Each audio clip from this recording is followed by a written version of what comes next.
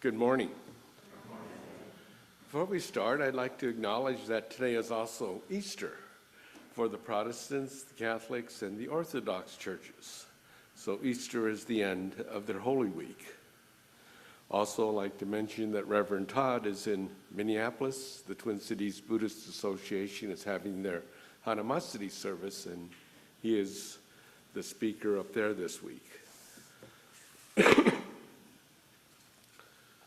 This morning, I would like to talk about Earth Day. It is a reminder that we have only one planet, one world.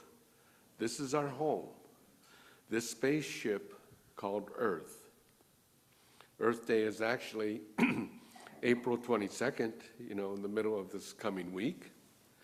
But Earth Day is a reminder that we have to take care of this planet that we call Earth. There's only a limited amount of natural resources which can sustain our life on this planet. I am eternally grateful and constantly reminded that Chicago has one of the most important natural resources right over there at Lake Michigan. Just a side note and a factoid, the 5 Great Lakes has about 21% of the surface fresh water on the earth. 21% in the 5 Great Lakes. So we have lots of fresh water. But that's because of Lake Michigan, we don't have a water shortage. We don't have to do 5-minute showers. And when you brush your teeth, you rinse the toothbrush, turn off the water, then brush your teeth. Limit your water usage.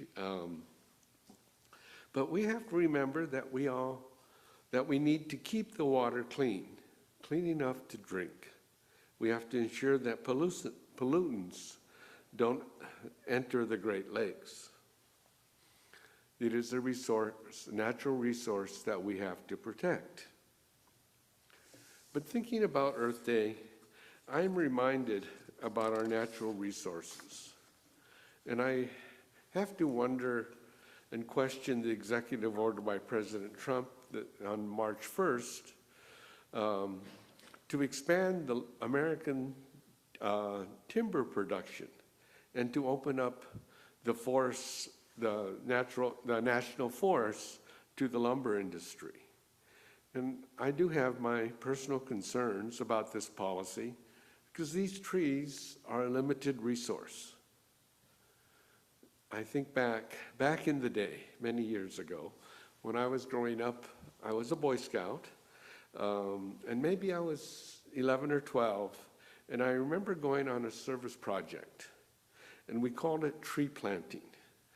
I wish I could remember exactly where we went, but it was in the Tahoe National Forest, and it was about an hour away from Penryn, where I grew up.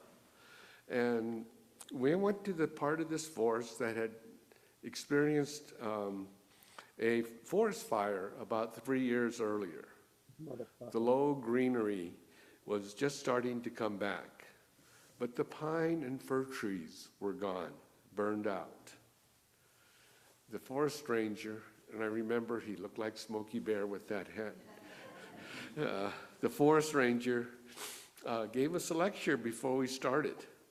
The lecture was about the dangers of forest fires and the years it takes to replace the trees and how important it was for us to replant the trees to jumpstart the forest. Thus, our scout troop was part of the tree planting project. And I remember that the forest ranger telling us that it takes about 100 years for a forest to come back after a forest fire. And thus I question, the president wanting to cut down more forests. We have to remember that we're using a resource that takes a century to replace. Certainly, global warming, climate change, or whatever we want to call it, the planet Earth is changing. It has always been changing. But human efforts seem to make the planetary changes, the changes on this planet, seem to go faster and in different ways than what Mother Nature had in mind. On Earth Day, we can pause and think about what each of us is doing to make the planet Earth a better place, so it is not changing so rapidly in unnatural ways. And this, I think, is the importance of Earth Day. It reminds us of change. And we wonder what Mother Nature is trying to teach us. And she is trying to teach us that change is everywhere and all the time. But we all have an impact on that change. And change is certainly one of the basic foundations of Buddhism. Everything changes. And our inability to understand change is what causes so much suffering, so much of our own suffering. And why is this so? Obviously, it is our human ego, our sense of ourself. Our ego hinders and limits our ability to see things as they really are. Thus, we cannot see the changes going on constantly around us.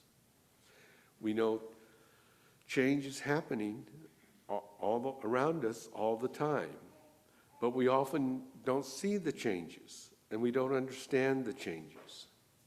Of course, the most obvious change around here for us here in Chicago is a change in weather. One day it's 77 and the next day it's 45. This is springtime in Chicago. Weather is constantly changing.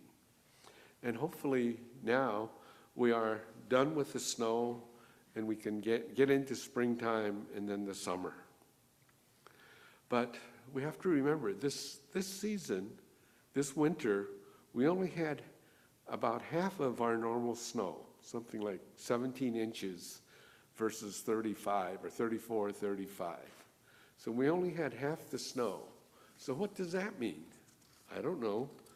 But I mean, I'm not a farmer, but the snow cover on the ground was less. Does that mean there's less moisture in the soil and all these other things?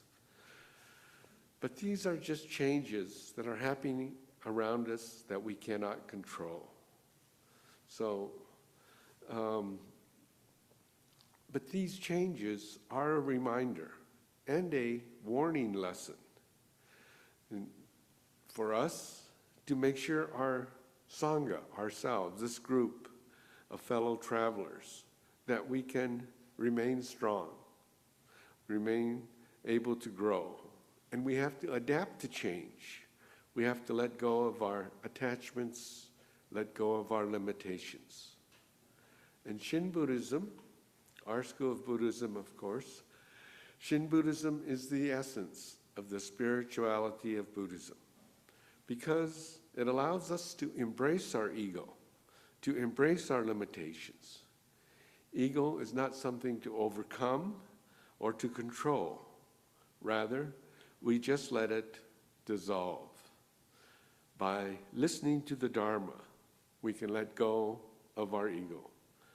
To listen to the teachings, we can let go of our ego, because we are allowed to change.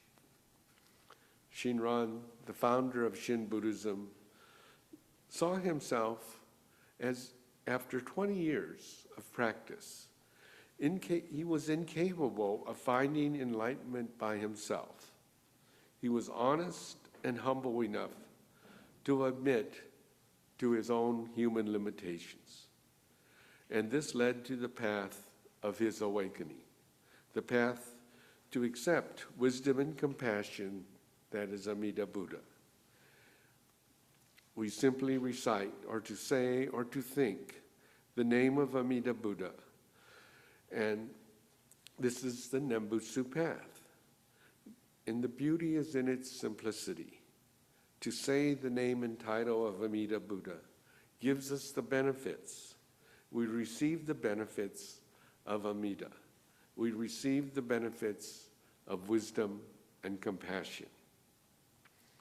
We only have to be like Shinran, humble enough to accept, humble enough to receive.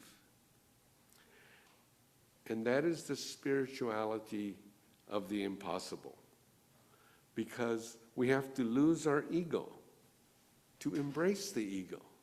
We lose the ego so that we can receive. We lose the ego by no effort on our part. It just dissolves away, just by itself, because we allow it to. And it makes sense to constantly come close to the Dharma, to listen to the Dharma, to always listen. And slowly, naturally, it will let go, dissolve the ego, our sense of ourself, and we become part of the oneness of the universe. Perhaps that is why sometimes it's difficult for people to come to the temple and understand patience and humility. And patience and humility is really all we expect. Thus we say, come as you are. Come as you are and stay a while. That we allow change to happen within us. It means to listen and listen and learn what our planet Earth is telling us. We have to listen to the Dharma, listen to the teachings, and we listen and we learn what our spiritual self is really telling us. Changes to our planet Earth or changes to ourself. Listen to the Dharma, listen to the teaching. It means to listen with more than your ears. One listens with the heart and the mind, as well as our ears. It means to accept change, to understand the ununderstandable, to accept the impossible. We embrace the ego and we let go of the ego. We let go of the ego because we embrace it. It seems impossible, but that is the spirituality of Shin Buddhism, to be able to do and understand, accept, experience the impossible. Thus, with deep gratitude, we say, Namo Amida Butsu, with gratitude and kindness beyond words.